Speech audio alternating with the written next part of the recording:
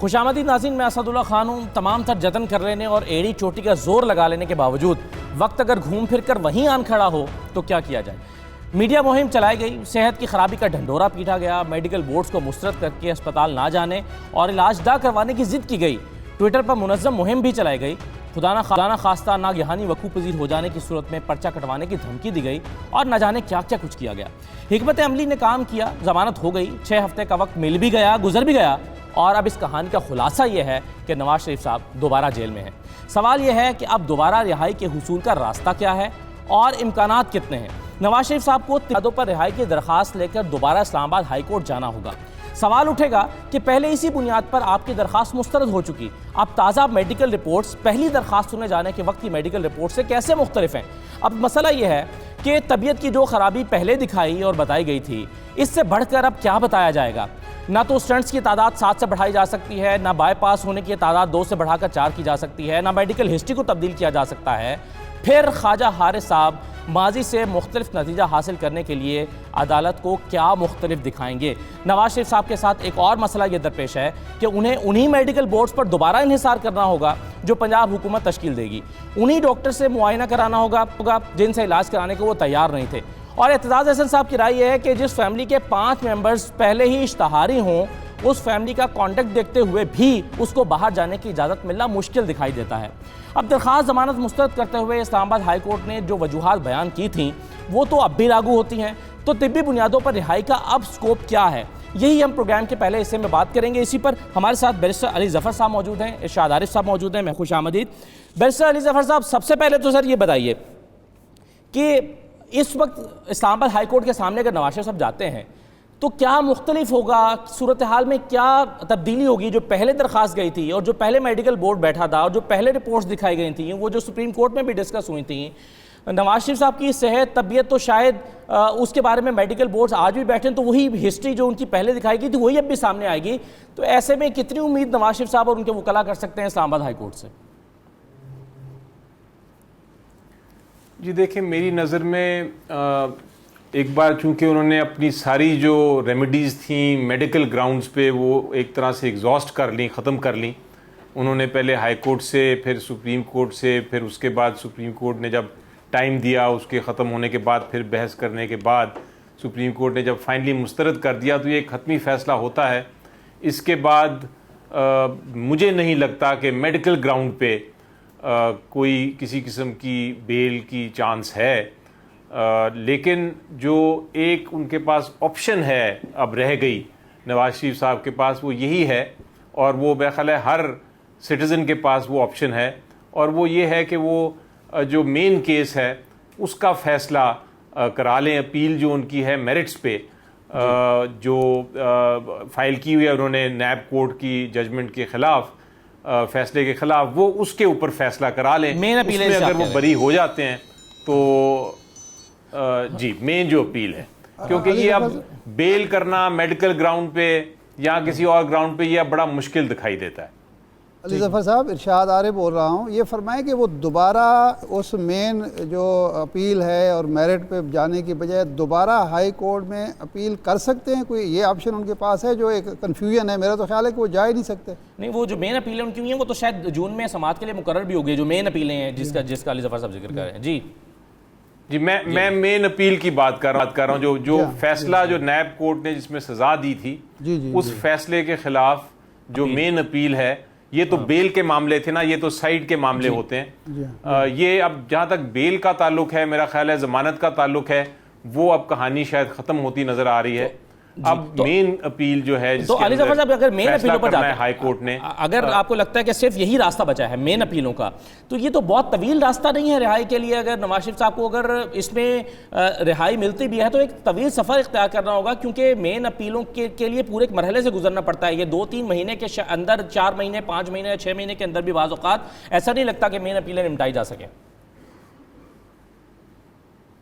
دیکھیں، اگر اپیل نپٹانی ہو تو یہ تو 2 دن کا کام ہوتا ہے، 2 دن کی بحث ہوتی ہے، 1 دن کی نارمل بحث ہے۔ بہت بڑا کیس ہو، بڑا اس میں بہت سارا ایویڈنس ہو، بڑی چیزیں پڑھنی ہوں تو 2 دن لگ جاتے ہیں، اس سے بھی آپ زیادہ کر دیں تو 3 دن لگ جاتے ہیں۔ یہ مہینوں کی بات نہیں ہوتی، فیصلہ تو جلدی کیا جا سکتا ہے۔ یہ الگ بات ہے کہ سماعت کے لیے کیس کب آئے گا. اگر جون میں آتا ہے اور اس وقت کوئی کسی وجہ سے ایڈجرن ہو جائے, کوئی وکیل نہ آ سکے یا کوئی اور مسئلہ ہو اور پھر آگے تاریخ ہو جائے, تو یہ تو ضرور ہو سکتا ہے اس طرح کا ڈیلے. لیکن ایک بار اپیل شروع ہو جائے بحث تو وہ تو ایک دو دن میں ختم کی جا سکتی ہے. رائٹ. علی ظفر صاحب, میں ایک دو قانونی نقطوں پر اور آپ سے جاننا چاہ رہا تھا, لیکن پہلے میں شاہ صاحب, یہ جو میڈیکل بورڈز اگر بنائے جا رہا, اگر طبی بنیادوں کو ایک ٹرائی کرتے ہیں نواز شریف صاحب, تو ظاہر ہے ایک میڈیکل بورڈ بنے گا, اس کی ایک رپورٹ آئے گی, رپورٹس میں وہی کم و بیش آئے گا جو پہلے آیا تھا. اس کی بنیاد پر اسلام آباد ہائی کورٹ سے بالکل ریلیف نہیں ملا تھا, اور جو سپریم کورٹ نے بھی ریلیف دیا اس پر بھی انہوں نے کہا کہ جناب آپ کو تو ہم نے ریلیف دیا تھا, آپ نے تو اس پر اپنا علاج ہی نہیں کروایا, تو اس کا مطلب ہے آپ کو زیادہ جو جتنا مسئلہ آپ دکھا رہے ہیں اتنا ہے نہیں. تو ایسی صورت میں ایک مرتبہ پھر نواز شریف صاحب کو جانا ہوگا انہی ڈاکٹرز کے پاس جن سے وہ علاج نہیں کروانا چاہتے, وہی میڈیکل بورڈ بنیں گے, انہی کی جو رپورٹس ہیں اسی کو اسلام آباد ہائی کورٹ میں ان کو پریزنٹ کرنا ہوگا, جن کو وہ ماننے کو تیار نہیں ہیں. دیکھیں حسن صاحب, ایک جو میاں نواز شریف صاحب نے اپنے ساتھ اور ان کے جو عزیز و اقارب ہیں, جو دوست احباب ہیں, میں تو ان کو نادان دوستی کہوں گا, جو زیادتی کی ہے وہ یہ ہوئی کہ جو ان کو 6 ہفتے ملے, انہیں معلوم تھا کہ سپریم کورٹ سے جو ہمیں 6 ہفتے مل رہے ہیں, اس کے بعد صرف ایک آپشن رہ جاتی ہے نظر ثانی کی, اور وہ عام طور پر ریجیکٹ ہی ہوتی ہے. تو اس دوران انہوں نے نہ تو وہ خود داخل ہوئے ہسپتال میں, نہ انہیں کسی نے مشورہ دیا کہ وہ داخل ہو جائیں, جھوٹی موٹی داخل ہو جاتے ہیں. تو وہ ڈرامہ کرتے ہیں, آپ کہہ رہے ہیں کہ داخل ہونے کا, کیونکہ ان کو شاید کوئی ایسی بیماری نہیں ہے جس کے لیے ان کو مستقل طور پر ہسپتال رہنا پڑے, ان کی میڈیکل ہسٹری ہے. دیکھیے اپنے ہسپتال میں وہ داخل ہو کے اگر وہ کوئی ٹیسٹ داخل ہوتے ہو جاتے, کوئی اور ڈرامہ کیا جا سکتا تھا, لیکن وہ داخل ہی نہیں ہوئے. اس سے بھی بڑی زیادتی ہوئی ہے آخری دن 7 تاریخ کو, جب 4 گھنٹے آپ نے ان کو سفر کرایا ہے گاڑی میں, اور شدید گرمی تھی اور رش تھا. تو اس سے ثابت ہوا کہ میاں نواز شریف صاحب کوئی یہ ہارڈ شپ کا کیس نہیں ہے, کوئی ایسی بیماری ان کو نہیں ہے خدا نہ خواستہ کہ جس کی وجہ سے ان کی ٹریٹمنٹ بڑی ضروری ہو, ان کی کوئی جان کو خطرہ ہو, یا ان کو دل کا معاملہ. دیکھیں دل کے جو مریض ہوتے ہیں وہ نارملی بھی سفر سے گریز کرتے ہیں اور اس طرح کا لمبا سفر نہیں کرتے. کجا ہے کہ ایک شخص جو ہے صرف جیل جانے کے لیے جو 25 منٹ یا 20 منٹ کا سفر ہے وہ 4 گھنٹوں میں گزارے, صرف یہ دکھانے کے لیے کہ جی لوگ جو ہیں 1000 2000 یا 5000 لوگ اکٹھے ہو گئے ہیں. تو یہ بھی بڑی زیادتی ہوئی کہ انہوں نے جتنے آپشن تھے یا جو ایک ہمدردی ہو سکتی تھی کسی کورٹ کو, کسی ادارے کو, وہ ساری کی ساری ختم کر دی. ایک تو یہ وجہ ہے. دوسرا قانونی پہلو جو ہے علی ظفر صاحب نے بتا دیا کہ اب اپیل پر تو اپیل نہیں ہو سکتی. ایک کورٹ جو ریجیکٹ کر چکی ہے دوبارہ کس طرح اس میں اپیل کے لیے نہیں, میرا خیال ہے اسلام آباد ہائی کورٹ میں طبی بنیادوں پر اپیل تو کی جا سکتی ہے, نہیں کی جا سکتی ہے سر. وہ تو سپریم کورٹ نے یہ کہا تھا کہ اگر آپ کو دوبارہ آپ جیل جائیں گے اور اگر آپ کو دوبارہ رعایت چاہیے ہوگی تو آپ دوبارہ اس کے پاس جائیں گے. علی ظفر صاحب بہتر بتا سکتے ہیں. میں جو سمجھا ہوں اس فیصلے کو, انہوں نے یہ نہیں کہا کہ دوبارہ اپیل کر سکتے, انہوں نے کہا کہ اگر آپ کا مین کیس لگ جاتا ہے اور اس میں آپ کو ریلیف ملتا ہے تو ایک دفعہ آپ کو سرنڈر کرنا پڑے گا, پھر آپ کو ریلیف ملے گا. علی ظفر صاحب اب مین اپیلیں فکس ہو جانے کے بعد, شاہ صاحب کا نقطہ یہ ہے کہ چونکہ مین اپیلیں فکس ہو گئی ہیں اس لیے اب وہ طبی بنیادوں پر نہیں جا سکتے ریلیف لینے کے لیے. جا سکتے ہیں کیا سپریم کورٹ کی؟ کیونکہ جو میں نے فیصلہ سنا, جو میں نے سمجھا اس میں تو مجھے یہ لگا کہ وہ یہ کہہ رہے ہیں کہ آپ اگر آپ کو دوبارہ ریلیف چاہیے طبی بنیادوں پر اسلام آباد ہائی کورٹ جائیے گا.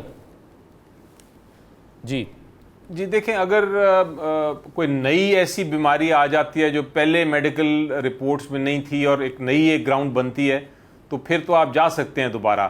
لیکن یہی گراؤنڈز لے کے, یہی بیماریاں لے کے, یہی میڈیکل رپورٹ لے کے آپ کو یہ حق نہیں ہے کہ آپ دوبارہ اسلام آباد ہائی کورٹ کے پاس چلے جائیں, کیونکہ اسلام آباد ہائی کورٹ کی بھی اب فیصلہ سپریم کورٹ نے فائنل کر دیا ہوا ہے. نہیں اس میں تو مگر یہ آسان ہوگا نا وکلا کے پاس کہ وہ کچھ میڈیکل رپورٹس دیکھیں. گراؤنڈ تو سپریم کورٹ میں بھی بنائی گئی یہ کہہ کر کہ نواز شریف کو ایسی بیماری ہے کہ جس کا علاج ہسپتال وہاں پر جیل میں رہ کر نہیں ہو سکتا. تو یہ کنونس کرنے کی کوشش تو خواجہ حارث یا دیگر وکلا کی جانب سے کی جا سکتی ہے اسلام آباد ہائی کورٹ کی کہ دیکھیں جی ان کی حالت جو ہے وہ پہلے سے خراب ہوئی ہے. یہ کھوسا صاحب بھی بار بار سوال کرتے رہے کہ کیا ان کی حالت میں ابتری ہوئی ہے, اگر ہوئی ہے تو بتائیے, ہم آپ کی درخواست کو انٹرٹین کرتے ہیں. تو کنونس کرنے کی کوشش تو شاید قانونی طور پر وہ کریں. جی جیسا میں نے کہا کہ ان کے پاس قانونی حق تو ہے کہ اپلیکیشن وہ فائل کر سکتے ہیں, لیکن میرا خیال ہے کہ یہ جو میڈیکل گراؤنڈ پہ بنیاد پہ بیل لینے کی کہانی ہے یہ اب ختم ہو چکی ہے. اب یہ دوبارہ میرا خیال ہے اس کو اسلام آباد انٹرٹین بھی کرے گا تو اس کو بہت مشکل ہے کہ وہ اس کو آگے اس کے بیسس پہ دوبارہ بیل کر دے. ایک چیز اور بتائیے, جو یہ اعتزاز احسن صاحب کہہ رہے ہیں وہ یہ کہتے ہیں کہ ایک فیملی کانڈکٹ ہوتا ہے, ایک فیملی ہسٹری بھی ہوتی ہے, عدالتیں اس کو بھی دیکھتی ہیں. آپ بھی ایک فیملی میں اگر 5 افراد اشتہاری ہیں, جس میں حسن ہیں, حسین ہیں, اشتہاری قرار دیے جا چکے ہیں, اسحاق ڈار اشتہاری قرار دیے جا چکے ہیں, علی عمران اشتہاری قرار دیے جا چکے ہیں, تو ایسی صورت میں سلمان ابھی اشتہاری تو شاید قرار نہیں دیا گیا, لیکن سلمان بھی ان کو بھی بار بار بلا رہے ہیں, وہ نہیں آئے. تو ایسی صورت میں عدالتیں یہ بھی تو دیکھیں گے ایک فیملی ہسٹری بن گئی ہے, ایک فیملی کا کانڈکٹ ہے, تو ایسے میں کسی شخص کو باہر جا کر کیسے اس پر یقین کیا جائے گا کہ وہ علاج کرا کر واپس آ جائے گا؟ دیکھیں جی, میرا تو پوائنٹ آف ویو یہ ہے کہ اگر ایک شخص کے خلاف کوئی بھی ہو, وہ بڑا ہو, چھوٹا ہو, طاقتور ہو, اگر ان کے خلاف ایک کنوکشن, ایک سزا اناؤنس کر دی ہے کسی کورٹ نے, تو ان کو اس کے بعد بیل پہ ملک سے باہر جانے کی اجازت نہیں ہو سکتی. یہ میرے نظر میں ایسا کوئی کیس ہماری ہسٹری میں نہیں ہے جس میں ایک کنوکٹڈ آدمی کو سزا معاف کیے بغیر یا سزا ختم کیے بغیر باہر جانے کی اجازت دے دے کوئی عدالت. تو یہ جو ڈیبیٹ ہے کہ ان کو باہر جا سکتے ہیں وہ کنوکشن کو ہٹائے بغیر, میرے نظر میں ایسی بات نہیں, ایسی کوئی مثال بھی نہیں ہے, ممکن نہیں ہے. بالکل ٹھیک ہے. میں سر ایک چیز اب آپ سے آخر میں جاننا چاہ رہا تھا, اور وہ یہ کہ کیا اب راستے کیا ہیں؟ تو آپ نے کہا کہ مین اپیلیں ہوں گی, ارشاد عارف صاحب کہتے ہیں کہ پلی بارگن کر لیں, تو قانونی راستے کون کون سے ہیں یہ ذرا ہم ناظرین کو بتانا چاہ رہے ہیں. مختصر سا بریک لے کے میں واپس آ رہا ہوں علی ظفر صاحب.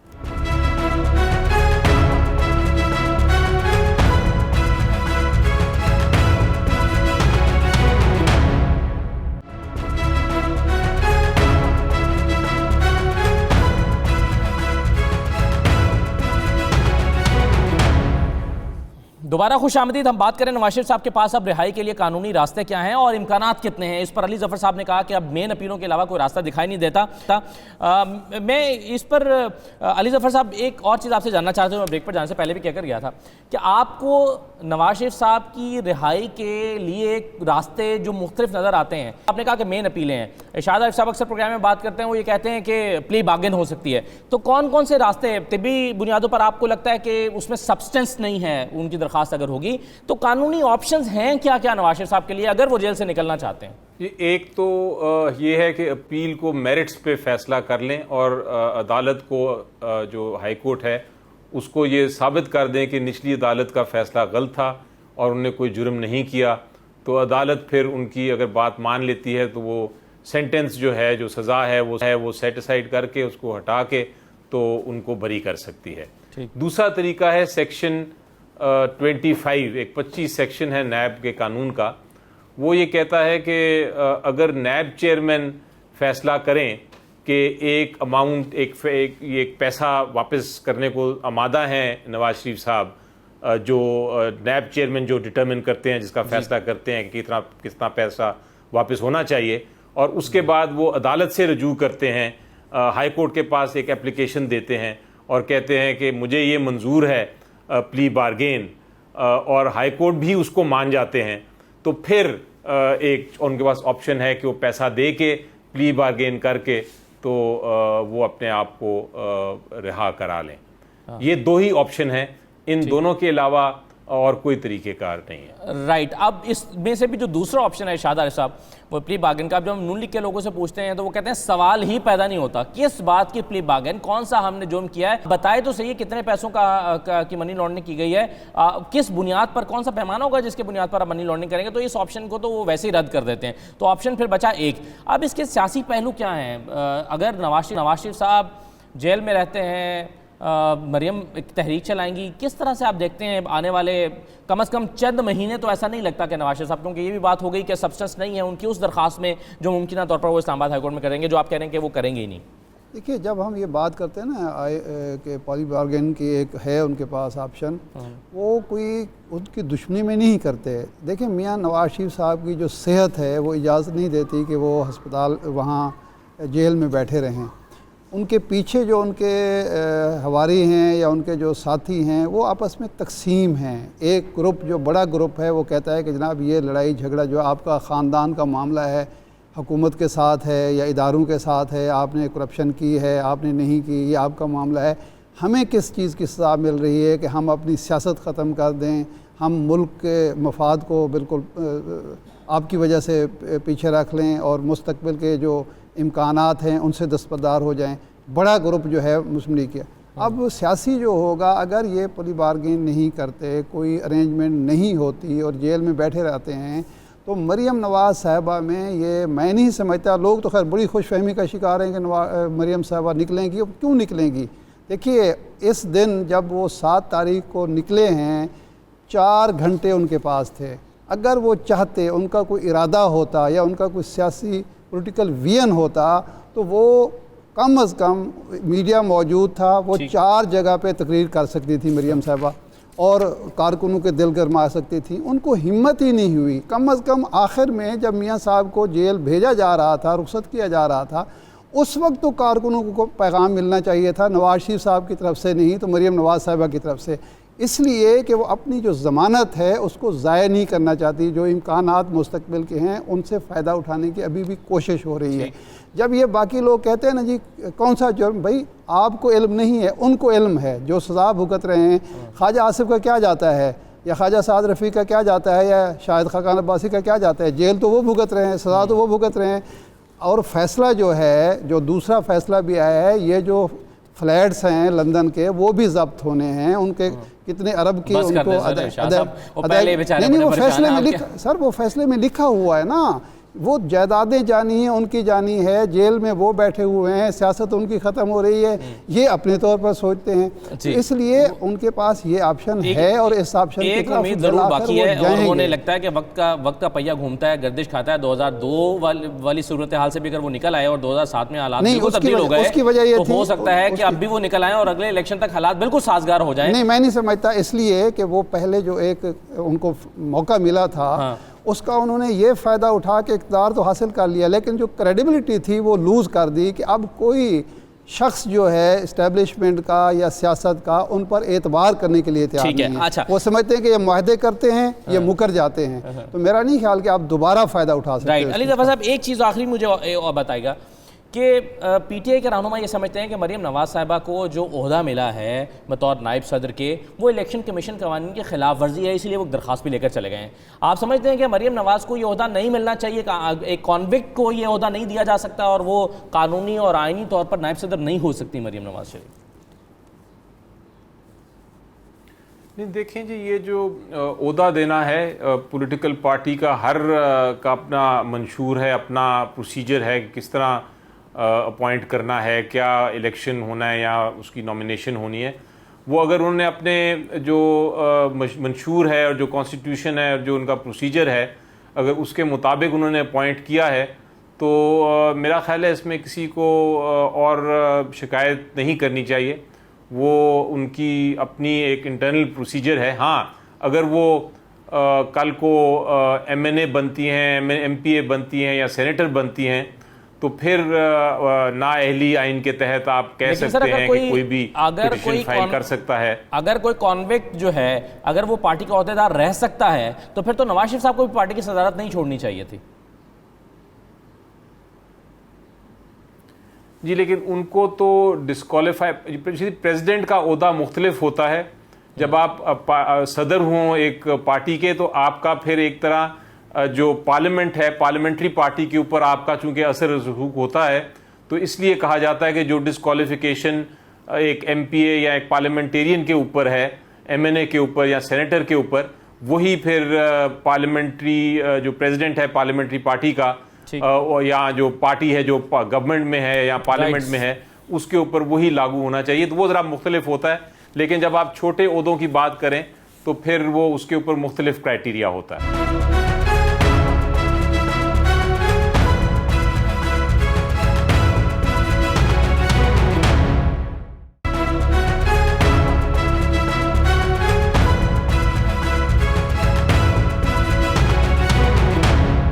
काम बिल्कुल तैयार हो जाए, क्योंकि IMF से 6 अरब 40 करोड़ डॉलर मिलने को हैं। 6 अरब 40 करोड़ डॉलर मिलने से मुल्क की मुआशी मुश्किलात में कमी तो होगी, लेकिन आवाम की जेबों पर मजीद बोझ पड़ जाएगा। जिन शराइत पर मुआहिदा होने जा रहा है वो कड़ी हैं। बिजली और गैस की कीमतें बढ़ जाएंगी, बजट खसारा 4.5% तक महदूद किया जाएगा। टैक्स करेक्शन का जो हदफ है वो भी 5300 अरब रुपए मुकर्रर किया जा रहा है, जो कि तारीख की बुलंद तरीन यह हदफ होगा। और 750 अरब के नए टैक्सेस इसकी वजह से लगेंगे। कौम کے اوپر ڈالر کی قیمتوں کو حکومت کنٹرول نہیں کرے گی. یہ بھی ایک شک ہے جو آئی ایم ایف کے ساتھ طے ہو رہی ہے. خسارے میں چلنے والے اداروں کی نجکاری کا پلان بھی آئی ایم ایف کو دینا پڑے گا, اور توانائی سمیت مختلف شعبوں میں سبسڈی ختم ہو جائے گی. اب ظاہر ہے کہ ان تمام اقدامات کا جو بوجھ ہے وہ عوام کی جیب پر پڑے گا. آئی ایم ایف کے آنے کے بعد معاشی صورتحال پر مثبت یا منفی طور پر کیا تبدیلیاں رونما ہوں گی, اب ہم اس پر گفتگو کریں گے, اور ہمارے ساتھ ڈاکٹر شاہد حسن صدیقی صاحب موجود ہیں. ڈاکٹر صاحب سب سے پہلے تو ڈاکٹر صاحب یہ کہیے کہ یہ ایک ریئلسٹک فگر ہوگا 5300 ارب روپے کا ٹیکس کلیکشن کا, کیونکہ جو پہلا ہدف مقرر کیا گیا تھا پچھلے سال اسی کا شارٹ فال ہے 3.5 ارب روپے, وہ کلیکٹ نہیں کیا جا سکا. اب یا تو وہ حکومت کی نااہلی ہے کلیکٹ نہیں کیا جا سکا, یا وہ ہدف جو تھا وہ پریکٹیکل نہیں تھا جس کو اچیو کیا جاتا. آپ کس طرح سے دیکھتے ہیں اس کو؟ دیکھیے, ابھی عالمی بینک کی رپورٹ آئی ہے اور وہ یہ کہتے ہیں کہ پاکستان میں ٹیکسوں کی جو استعداد ہے وہ 8500 ارب روپیہ سالانہ ہے. آئی ایم ایف نے یہ بتایا تھا کہ یہ 8000 ارب سے زیادہ ہے, اور میں نے جو فگر دی تھی وہ تھی 9000 ارب روپیہ. عمران خان صاحب نے یہ کہا تھا کہ میں 8000 ارب روپیہ اکٹھا کر کے دکھاؤں گا, تو 8000 کا تو وہ خود کمٹمنٹ کر چکے ہیں, اور میں اب بھی کہہ رہا ہوں کہ یہ 8000 سے زیادہ ہے. لیکن سوال ایک دو اور بھی ہیں جو اصل ہیں.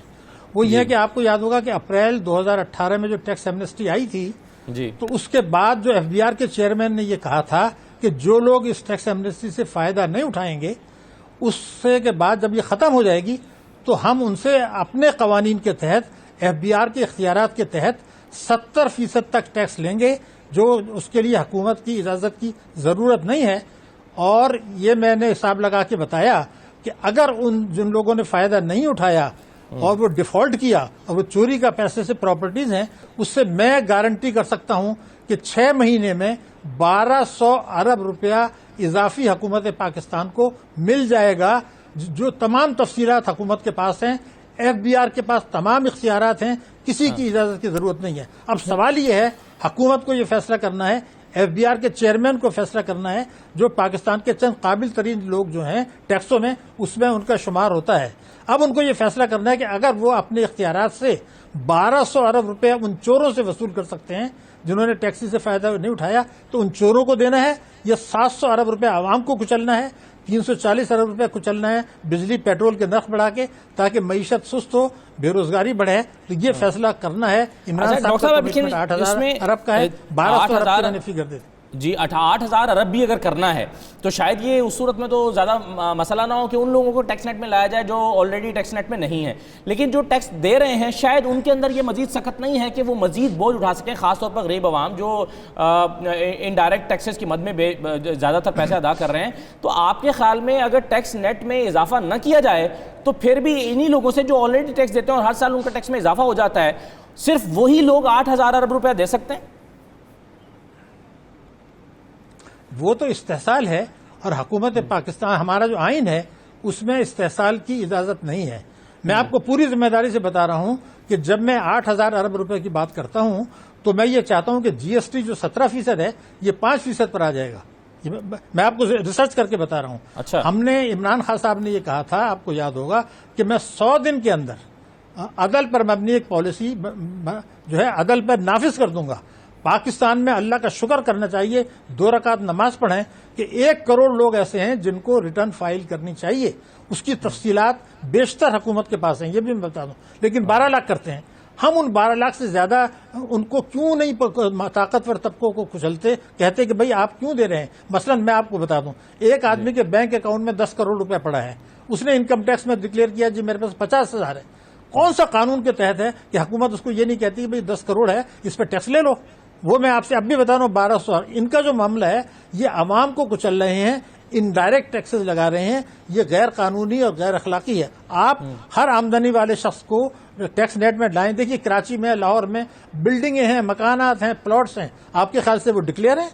تو اگر میرے پاس 4,000 گز کے پلاٹ ہیں یا 2,000 گز کا پلاٹ ہے, میں نے ڈکلیئر نہیں کیا, میں نے بلڈنگ ہے, تو حکومت کو کیا مجبوری ہے کہ ان کو خط نہیں دے دیتا کہ بھئی یہ پراپرٹی ہے, آپ نے ڈکلیئر نہیں کیا, آپ اس پہ ٹیکس دے دیں. تو جی لیکن ڈاکٹر صاحب بالکل صحیح ہے. میں ارشاد صاحب کی طرف آتے ہوئے جی ڈاکٹر صاحب آپ یہ کہہ رہے ہیں کہ 8,000 ارب روپیہ بھی کلیکٹ کیا جا سکتا ہے, بلکہ اس سے زیادہ بھی کیا جا سکتا ہے, اور سیلز ٹیکس جو ہے وہ بھی 17% سے کم ہوگا اور 5% آ جائے گا. تو یہ تو بڑی روشن پکچر ہے, لیکن اس کے لیے کرنا پھر ارشاد عارف صاحب شاید یہ پڑے گا کہ نئے سرے سے ایک نظام لانا پڑے گا جس میں ان تمام لوگوں کو ٹیکس شامل کرنا پڑے. آپ کیا اس میں ایک لانگ ٹرم پالیسی لانا پڑے گی, کچھ کمپرومائزز بھی کرنا پڑیں گے, اور یہاں پر تو 1 مہینے کا بھی انتظار کرنے کے لیے کوئی تیار نہیں ہے. اپوزیشن کی طرف سے ظاہر ہے پریشر ہے, دباؤ ہے حکومت کے اوپر. ایسا نہیں ہے. میں آپ کو بتا دوں, میں نے صدر مملکت کو دیا تھا, انہوں نے بھی اپریشیٹ کیا تھا. میں نے ان سے یہ کہا تھا کہ بھائی آپ کے پاس بینک اکاؤنٹس کی ڈیٹیلز ہیں کہ جن کے 1 لاکھ سے یا 5 لاکھ سے زیادہ ہیں, آپ کے پاس پراپرٹی کی ڈیٹیلز نہیں ہیں, آپ کے پاس گاڑیوں کی ڈیٹیلز نہیں ہیں, آپ کے پاس نیشنل سیونگز کی ڈیٹیل نہیں ہے. آپ ان کو نوٹسز ایشو کر دیں کہ میاں آپ کے ریٹرن میں یہ نہیں ہے, یہ دولت آپ کے پاس ہے, یہ ٹیکس چوری کی ہے, رشوت کی ہے, بھتے کی ہے, آپ 15 دن کے اندر جواب دیں ورنہ ہم کاٹ لیں گے آپ کو. بھائی میرا کہنا یہ, میرے پاس مکان ہے کہ 1 کروڑ روپے ہے, میں نے ڈکلیئر نہیں کیا, اس کو کون سی قانونی, میں اب بھی گارنٹی کرتا ہوں 6 مہینے میں 1,200 ارب روپیہ حکومت پاکستان کو مل جائے گا, اگر یہ طاقتور طبقوں کو جو ہے وہ دباؤ میں نہ آئے. تمام تفصیلات ریکارڈ پر ہیں. اور ٹھیک ہے, یہ آپ نے بڑی زبردست بات کی. دیکھیے جملہ سنیں آپ, ایک آدمی کے پاس 1 کروڑ روپے نیشنل سیونگ میں ہے. جی, نیشنل سیونگ میں میرے پاس 1 کروڑ روپے پڑا ہے, حکومت کو نہیں پتا, میں نے ڈکلیئر 25,000 کیا ہے. کیا تکلیف ہے, اس پیسے کو فریز کر دیں, اس سے ٹیکس لے لیں. تو یہ جب 8,000 ارب کا وعدہ پرائم منسٹر نے کیا, وہ یہی چیزیں تھیں. میں نے ایک جملہ آپ نے بڑا زبردست کہا شاہزادہ صاحب, مل جائے گا. ڈاکٹر صاحب ایک جملہ آپ نے بڑا زبردست کہا, انہوں نے کہا کہ اگر آپ طاقتور طبقے کے دباؤ میں نہیں آئے تو آپ یہ کر سکتے ہیں. تو اس کا مطلب یہ ہے پھر وہ کمپرومائزڈ جو پالیسی ہمارے یہاں ہمیشہ سے رہی ہے کہ طاقتور طبقہ جو شاید پارلیمنٹ میں بھی بیٹھا ہوا ہے, اس کے مفادات کے مطابق پالیسیز بنانا پڑتی ہیں. اس کے خلاف آپ بنائیں گے تو وہ آپ کو پے کرنا پڑے گا, الیکشن میں آپ کو نقصان ہوگا اس کا. دیکھیے بات یہ ہے, یہ ایک پہلو ہے. دوسرا پہلو جو کیا ہے وہ یہ ہے, دوسرا پہلو یہ ہے کہ آپ کے جو ادارے ٹیکس وصول کرنے والے ہیں وہ کر ہی نہیں رہے. یہ جو ہوٹلز آپ سے ٹیکس لیتے ہیں, یہ جو باقی بڑے بڑے سٹور سے آپ کا کیا خیال ہے یہ جمع کراتے ہیں, یہ ملی بھگت ہوتی ہے. آپ سے ٹیکس لیا جاتا ہے, آگے جمع نہیں کرایا جاتا. ایک پہلو یہ ہے.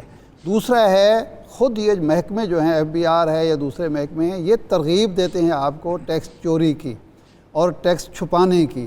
آپ ان پر قابو پائیں. کافی سارا ٹیکس تو یہاں سے نکلا جائے گا.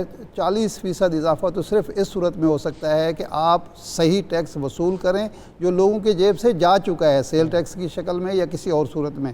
اور دوسرا یہ ہے کہ جو چوری ہو رہا ہے, جو خود خان صاحب بھی کہتے رہے ہیں, ڈاکٹر محبوب الحق نے ایک دور میں کہا تھا کہ اس وقت انہوں نے 88 میں کہا تھا کہ 70 ارب روپیہ ٹیکس چوری ہوتا ہے سالانہ. لیکن ارشاد صاحب وہ جو صنعت کار پارلیمنٹ میں بیٹھا ہوا ہے, وہ جو ایگریکلچر, نہیں, میں تو ان اداروں کی بات کر رہا ہوں جو ٹیکس وصول کرنے والے. اب آ جائیں, ایگریکلچر ٹیکس لگانا چاہیے. محبوب الحق کو اسی لیے نکالا گیا کہ اس نے ایگریکلچر ٹیکس کی بات کی تھی, وہ آپ نہیں دیتے.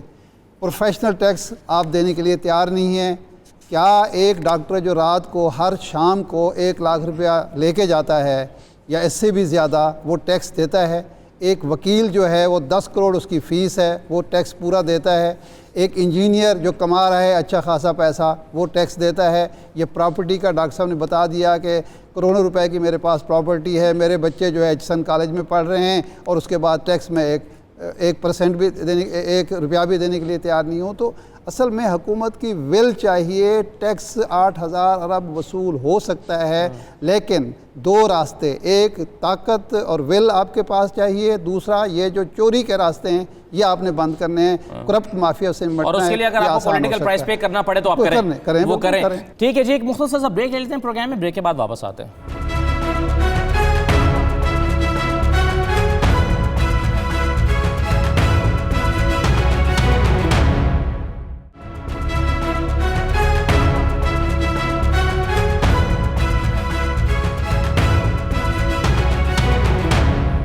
پروگرام میں آپ کو دوبارہ خوش آمدید کہتے ہیں. ایک اور بتائیے گا ڈاکٹر صاحب, وہ یہ ہے کہ یہ جو ڈالر کا پر ہم پہلے بھی بحث سن رہے تھے, اب روپیہ ڈی ویلیو ہوا, 142 پر ڈالر گیا, مہنگائی کا ایک طوفان آیا, اس پر حکومت خود بھی پریشان ہوئی, پھر اس کو روک بھی دیا گیا. پھر کچھ لوگ کہتے ہیں گورنر اسٹیٹ بینک کو ہٹانے کی ایک وجہ شاید یہ بھی ہے. تو اب اگر IMF کے ساتھ یہ اگریمنٹ ہو جائے گا کہ ہم ڈالر کو آرٹیفیشلی کنٹرول نہیں کریں گے, اکانومی پر اس کو چلنے دیں گے, تو یہ بہتر آپشن ہوگا, صحیح راستہ ہوگا حکومت کے لیے؟ دیکھیے یہ پاکستان کو تباہ کرنے کا راستہ ہے. میں آپ کو بتا دوں ہمارے پاس اسٹیٹ بینک کی رپورٹیں موجود ہیں کہ پاکستان میں سٹا ہوتا ہے. چند لوگ اکٹھے کر کے بینکوں کے ساتھ مل کے سٹا کر کے قیمت جو ہے وہ ڈالر کی بڑھا دیتے ہیں. بڑھاتے ہیں اور گراتے ہیں. اسٹیٹ بینک پہلا سوال تو یہ ہے کہ ابھی اسٹیٹ بینک جو آئی ایم ایف ایکسپوز ہوا ہے کہ اس کی نیت خراب ہے, پاکستان کو خراب کرنا چاہتا ہے. نیو گریٹ گیم جو ٹرمپ کا ہے اس کے تحت وہ پاکستان کی معیشت کو تباہ کر رہے ہیں. میں ابھی آپ کو ثبوت پیش کرتا ہوں. وہ ثبوت یہ ہے کہ آئی ایم ایف نے ہم سے مطالبہ کیا, بہت سخت مطالبہ کیا کہ آپ اسٹیٹ بینک کو زیادہ خود مختاری دیں. آپ کو بھی پتا ہے, مجھے بھی پتا ہے. آئین کے تحت نہ صدر نہ وزیر اعظم نہ کوئی گورنر اسٹیٹ بینک سے استعفیٰ نہیں لے سکتا. تو جب انہوں نے استعفیٰ لے لیا تو انہوں نے تو انٹرفیئر کر دیا. اب تو وہ سیکشن آفیسر بن گیا وہاں پہ آپ کا. تو آئی ایم ایف نے یہ اعتراض کیوں نہیں کیا کہ ہم تو آپ سے کہہ رہے ہیں آپ اسٹیٹ بینک کو خود مختاری دیں. آپ نے اس سے وہ استعفیٰ مانگا جس کی قانون میں اجازت نہیں ہے. گورنر اسٹیٹ بینک کو قانون کا پاس کر کے یہ کہنا چاہیے تھا کہ آپ مجھ سے جو استعفیٰ مانگ رہے ہیں کون سے قانون کے تحت مانگ رہے ہیں. اگر اتنا بڑی سازش پاکستان کے خلاف ہونی جا رہی ہے شاہد عارف صاحب, تو یہ عمران خان صاحب کو پتہ نہیں ہے, ہمارے قومی اداروں کو پتہ نہیں ہے کہ یہ کیا ہو رہا ہے, اور پھر بھی وہ آئی ایم ایف کے پاس جا رہے ہیں. نہیں دیکھیں میں اس سے اتفاق نہیں کرتا. ڈاکٹر صاحب محترم ہیں اور ڈاکٹر صاحب کی اپنا ایک فیلڈ ہے, وہ رائے دے سکتے ہیں. دیکھیے ایک طرف تو آئی ایم ایف کہہ رہا ہے کہ آپ ڈالر کو فری فلوٹ کریں, دوسری طرف وہ کہہ رہا ہے کہ جناب یہ جو اسٹیٹ بینک ہے اس کو خود, میں سمجھتا ہوں یہ اسٹیٹ بینک کی خود مختاری پر جو اصرار ہے وہ دراصل وہ سازش ہے کہ اسٹیٹ بینک کو اتنا بااختیار کر دیں کہ وہ باہر تو دیکھے اندر کسی کی نہ مانے. یہ اختیار آپ دیں گے اور ڈالر کو آپ فری فلوٹ کریں گے تو پھر تباہی آئے گی. میرا خیال ہے اتنا کنٹرول کسی ریاست کی ساورنٹی کے لیے ضروری ہے کہ وہ ادارہ جو ہے, دیکھیں نا یہ عالمی سازش ہے, آئی ایم ایف کے ذریعے سے پاکستان کو یرغمال بنایا جا رہا ہے. میں اختلاف کر رہا ہوں نا کہ سازش یہ ہوگی کہ گورنر اسٹیٹ بینک جو ہے وہ کچھ بھی نہ کرے, وہ ڈالر کو فری فلوٹ کر دے اور حکومت کچھ بھی نہ کر سکے. تو آپ یہ کریں گے, آپ حکومت بھی تو یہ کر رہی ہے نا, نہیں کر رہی نا. اگر آپ آئی ایم ایف کی یہ شرط مان لیتے ہیں کہ فری فلوٹ کریں گے, نہیں مان رہی نا, اسی لیے تو یہ ڈیلے ہو رہا ہے. یہ تو 1 مہینہ 2 مہینے پہلے بھی معاہدہ ہو سکتا تھا. 2 چیزوں پہ گورنمنٹ نہیں مان رہی. وہ 1000 جو تھا نا ٹیکسوں کے جو تھا وہ 1000 ارب مانگ رہے تھے, یہ آپ 500 پہ آ گئے ہیں. تو دوسرا یہ ہے کہ وہ کہتے ہیں جی فری فلوٹ کریں, فری فلوٹ پہ نہیں حکومت مان رہی. تو سازش یہ ہے کہ آپ آئی ایم ایف کی وہ شرائط مانیں جیسے یہاں کساد بازاری پیدا ہو, یہاں مہنگائی پیدا ہو اور یہاں عوام کے لیے جینا محال ہو جائے. ٹھیک ہے, اب ڈاکٹر سلمان شاہ صاحب بھی ہمارے ساتھ موجود ہیں, ان کے سامنے بھی ایک دو سوال رکھتا ہوں. ڈاکٹر صاحب ایک تو ابھی ڈاکٹر شاہد حسن صدیقی صاحب یہ کہہ رہے ہیں کہ ایک عالمی سازش کے تحت پاکستان کے خلاف جو ہے وہ شکنجہ کسا جا رہا ہے آئی ایم ایف کے ذریعے سے, اور آئی ایم ایف اس سازش کا حصہ ہے. آپ کیا اس سے اتفاق کرتے ہیں؟ اپنا ویو پوائنٹ ہے, اور پاکستان نے 21 دفعہ آئی ایم ایف سے قرضے لیے ہیں اور یہ کوئی نئی بات نہیں ہے. بٹ وہ جب ہمارے سامنے ایگریمنٹ آ جائے گا تو ہمیں پتہ لگ جائے گا کہ کیا وہ ایگریمنٹ ایسا ہے جو پاکستان کی اکانومی کو سٹیبلائز کر سکے گا, اور دوسری بات یہ ہے کہ کیا وہ ایسا ایگریمنٹ ہے جس میں پاکستان کی اکانومی میں ریفارمز ہو سکیں گی, اور کیا وہ ایسا ایگریمنٹ ہے کہ پاکستان کی اکانومی میں جو اکنامک گروتھ کا ایلیمنٹ ہے, انویسٹمنٹ کا ایلیمنٹ ہے, اس میں فروغ مل سکے گا یا نہیں مل سکے گا. تو جب وہ پروگرام ہمارے سامنے آئے گا تو ہم پھر اس کا تجزیہ کر سکتے ہیں. آئی ایم ایف ایک عالمی ادارہ ہے, گلوبل فائنینشیل سسٹم کا وہ سینٹر ہے. ظاہر ہے کہ وہ اس وقت جو پوری دنیا کی اکانومی ہے وہ ویسٹرن اکانومیز کے ارد گرد گھومتی ہے, اور اس میں اب چین کا بھی ایک دخل انکریزنگلی آتا جا رہا ہے, اور یہ ادارے جو ہیں وہ اس کے مطابق چل رہے ہیں. اب چین بھی تو آئی ایم ایف کا ممبر ہے, اگر امریکہ ممبر ہے تو چین بھی آئی ایم ایف کا بھی ممبر ہے, روس بھی آئی ایم ایف کا ممبر ہے. تو پریشانی کی بات نہیں ہے. پریشانی کی بات یہ ہے کہ آپ کو اپنے مفاد آپ نے خود کرنے ہیں دفاع, اور آپ نے پروگرام ایسا بنانا ہے جو آپ کی ضروریات کے مطابق ہو, اور جو آپ کی اکانومی کا اس وقت حشر ہے وہ بھی ساروں کے سامنے ہے. بالکل صحیح ہے, اور اسی پر گفتگو بھی کر رہے ہیں. آپ کے پاس قرضے اکٹھے ہوئے ہیں بیرون ملک کے, ہر سال آپ نے 10 سے 15 ارب ڈالر وہ قرضے واپس بھی قرضوں میں ادا کرنا. اس کے ساتھ ساتھ آپ کا تجارتی خسارہ جو ہے وہ اتنا زیادہ ہے کہ آپ کی ریمیٹنسز بھی اس کو پورا نہیں کر سکتی, اور آپ کو پچھلے سال تو 18 ارب ڈالر کا کرنٹ اکاؤنٹ ڈیفیسٹ تھا. اب چلیں کچھ کام ہو کے 15 ارب. Right sir. ایک سوال اگر میں ڈاکٹر صاحب یہ فرمائیں کہ کیا ری شیڈولنگ کا بھی ہم راستہ اختیار کر سکتے تھے؟ ہمارے پاس یہ آپشن تھی جو نہیں کیا ہم نے. دیکھیں اس میں ڈفرینٹ آپشنز ہوتی ہیں. ایک لنڈن کلب ہے, پیرس کلب ہے. پیرس کلب جو ہے وہ تو زیادہ تر بائی لیٹرل لونز پہ ہے اور وہ ہم پہلے کر چکے ہیں. اس میں وہ میرا خیال 2026 تک ہو چکا ہوا ہے ری شیڈیول. اور نئے جو آئے ہیں پیرس کلب میں وہ ان کا اتنا اماؤنٹ نہیں ہوگا کہ اس کو آپ چھیڑیں. ٹھیک ہے. دوسرا جو ہے وہ آخر میں صرف میں وقت بالکل میرے پاس ختم ہو گیا تقریباً ڈاکٹر صاحب, ڈاکٹر سلمان شاہ صاحب. اور وہ رائٹ, میں ایک تو چونکہ دونوں مہمانوں نے ڈفر کیا ہے, میں ضروری سمجھتا ہوں کہ ڈاکٹر صاحب اگر اپنا اس پر کوئی پوائنٹ دینا چاہیں, ڈاکٹر شاہد حسن صدیقی صاحب تو ضرور دے دیں کلوزنگ سے پہلے. ڈاکٹر صاحب آپ کچھ کہنا چاہیں گے کیونکہ دونوں مہمان آپ سے اتفاق نہیں کر رہے کہ آئی ایم ایف کسی سازش کے تحت پاکستان کے خلاف کام کر رہا ہے.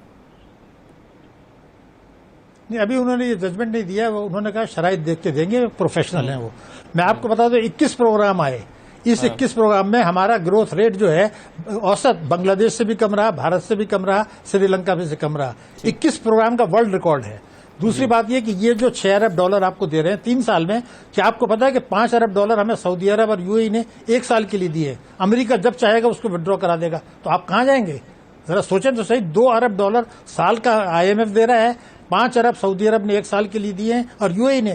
امریکہ جس دن آپ کو جھٹکا مارنا چاہے گا ان دونوں کو کہے گا پیسہ نکال لو. بہت شکریہ ڈاکٹر شاہد حسن صدیقی صاحب, سلمان صاحب اور شاداب صاحب, آپ کا بہت شکریہ. حالات مشکل ہیں, ملک ایک انتہائی مشکل اور نازک دور سے گزر رہا ہے معاشی طور پر, اور سب سے اس میں کٹھن پہلو یہ ہے کہ عوام پر ٹیکسز کا بوجھ باہر صورت بڑھنے والا ہے, اور عوام کو وہ جو ٹیکس کلیکشن کا ہدف بڑھایا جا رہا ہے وہ ظاہر ہے عوام نے ادا کرنا ہے. اور اس میں بھی زیادہ پریشان کن بات یہ ہے کہ انہی لوگوں نے ادا کرنا ہے جو آلریڈی ٹیکس دے رہے ہیں, کیونکہ ایسے پالیسیز حکومت کی نظر نہیں آ رہی کہ جس میں ان لوگوں کو ٹیکس نیٹ میں لایا جائے جو ٹیکس نہیں دے رہے, تاکہ اپنے ٹیکس کلیکشن کے ہدف کو بڑھا کر 8000 ارب تک لے جا سکے جو عمران خان خواب دیکھتے ہیں. آج کا پروگرام تھا, اجازت دیجیے, اللہ حافظ.